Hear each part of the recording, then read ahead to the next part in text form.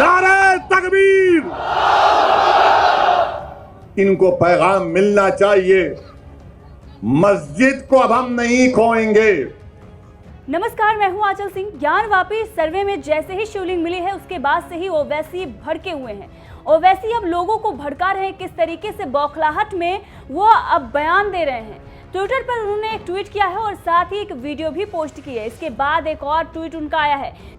जिस तरीके से ज्ञानवापी सर्वे में शिवलिंग मिला, उससे पहले आपने देखा कि किस तरीके से हिंदू पक्ष ये बता रहे थे कि मामला जो है उनके पक्ष में है। उसके बाद से ही लगातार ओवैसी इसको लेकर बयानबाजी कर रहे थे, लेकिन आज जो उन्होंने किया है उसके बाद लोग ओवैसी पर सवाल उठा रहे हैं। ये बता रहे हैं कि संविधान की बात करते हैं आप सेकुलरिज्म की बात करते हैं, लेकिन जब कोर्ट की निगरानी में संविधान के दायरे में सब कुछ हो रहा है, कोर्ट की निगरानी में ही सर्वे हो रहा है, जो सबूत मिल रहे हैं आप उस सबूत पर सवाल खड़े कर रहे हैं और लोगों को भड़का रहे हैं। जब सब कुछ शांतिपूर्वक तरीके से हो रहा है तो आप यहाँ पर आग में घी डालने की कोशिश कर रहे हैं। अब जिस तरीके से उन्होंने ये ट्वीट किया और लिखा कि ज्ञानवापी मस्जिद थी और कयामत तक रहेगी इंशाअल्लाह, उसके बाद लोग ये कह रहे हैं कि लोगों को कसम देकर भड़काना छोड़ दीजिए ओवैसी साहब। अब इस पर आपको बता दें कि बीजेपी का भी बड़ा पलटवार आ गया है। जी हाँ, बीजेपी के प्रवक्ता शहजाद पूनावाला ने भी इस पर पलटवार किया है और उन्होंने ये बताया है कि ये भड़काऊ भाईजान कमेटी जो है इसी तरीके से लोगों को भड़काती रहती है।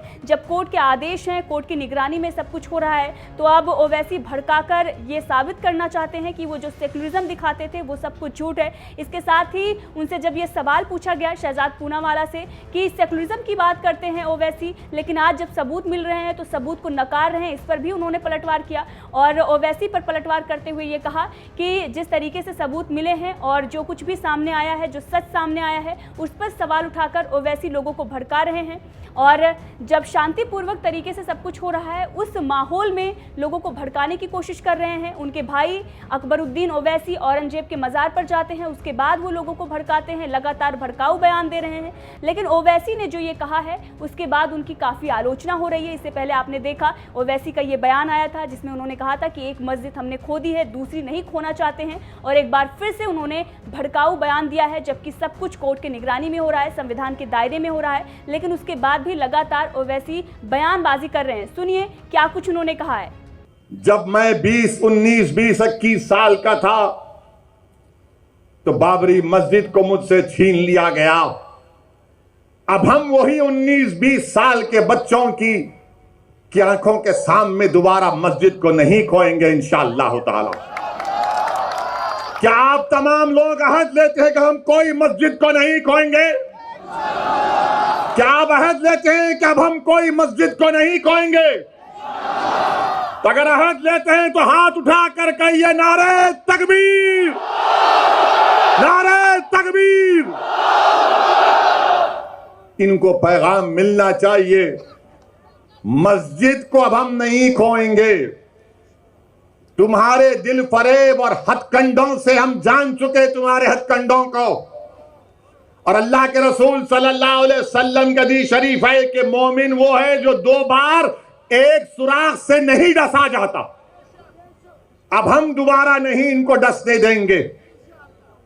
मस्जिद है और रहेगी इंशाअल्लाह ताला सुबह क़यामत तक। ज्ञानवापी मस्जिद मस्जिद थी और जब तक अल्लाह दुनिया को कायम रखेगा मस्जिद रहेगी इंशाअल्लाह ताला। और हमारा काम यह है कि हम अपने मस्जिदों को आबाद रखें। हमारी भी जिम्मेदारी है कि रमजान हो गया तो मस्जिद के दरो दीवार तरसती है कि कहां गए वो लोग जो रमजान के 30 दिन अल्लाह के घर में आकर सर्वसजूद हो रहे थे। तो याद रखो, मस्जिदों की हिफाजत पहले हमको अपनी महल्लों की मस्जिदों को आबाद रख के रखना। अगर हम अपने महल्लों की, गांव की मस्जिद को आबाद रखेंगे तो ये शैतानी ताकतें जो ललचाई नजरों से हमको अपनी तहजीब से महरूम करना चाहती हैं, इनको पैगाम मिल जाएगा कि अब दोबारा मुसलमान भारत का मस्जिद खोने को तैयार नहीं है।